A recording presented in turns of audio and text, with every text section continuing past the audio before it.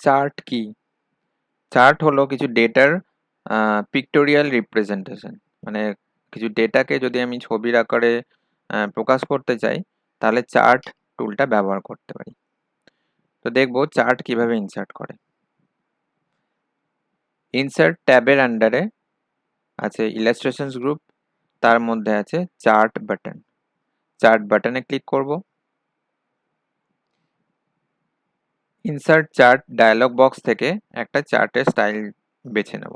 তো এখানে বিভিন্ন রকম চার্টের স্টাইল আছে, যে স্টাইলটা পছন্দ সেই স্টাইলটা সিলেক্ট করব। তো আমি এখন সিম্পল একটা চার্ট ইনসার্ট করতে চাইছি, তো কলাম এই স্টাইলটা নিচ্ছি। এর মধ্যেও আরও কিছু অপশন আছে, এগুলো আমরা বেছে নিতে পারি। তো আমি এই স্টাইলটা আমার পছন্দ হচ্ছে, ক্লিক করলাম।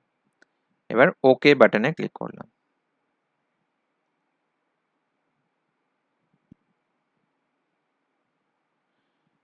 এখানে আমাদের চার্টটা ইনসার্ট হয়ে গেছে। আর একটা উইন্ডো আমি দেখতে পাচ্ছি, এটা হচ্ছে মাইক্রোসফট এক্সেলের উইন্ডো। এই উইন্ডোতে আমরা যে ধরনের ডেটা এন্ট্রি করব সেই অনুযায়ী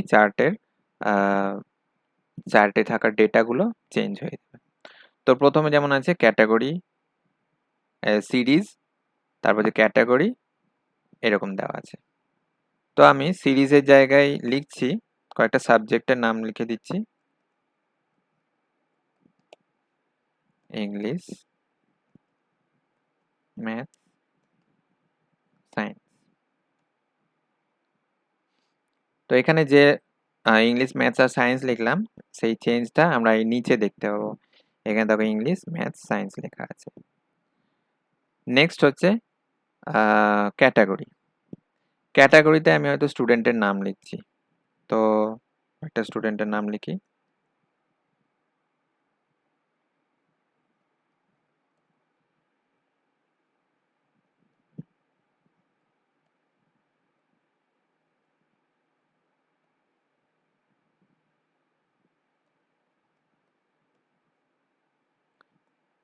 এই নামগুলো আমরা কোথায় দেখতে পাবো?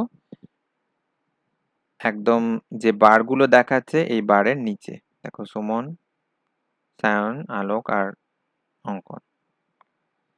এই আমাদের চার্ট ইনসার্ট হয়ে গেল। এবার চার্ট ইনসার্ট হয়ে যাওয়ার পর এই উইন্ডোটাকে ক্লোজ করে দেবো। চার্টের বিভিন্ন ফরম্যাট আমরা এখান থেকে চেঞ্জ করতে পারি। তো দেখা যাক কি ধরনের ফরম্যাট চেঞ্জ করতে পারি। চার্ট ডিজাইন ট্যাব থেকে এখানে চার্টের কালার চেঞ্জ করতে পারি।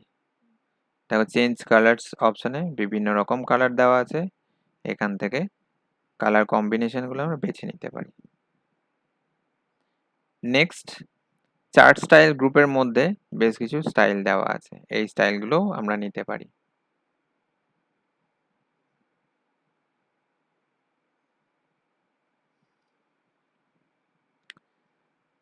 এরপরে ফরম্যাট ট্যাব আছে, এই ফরম্যাট ট্যাবে ক্লিক করব।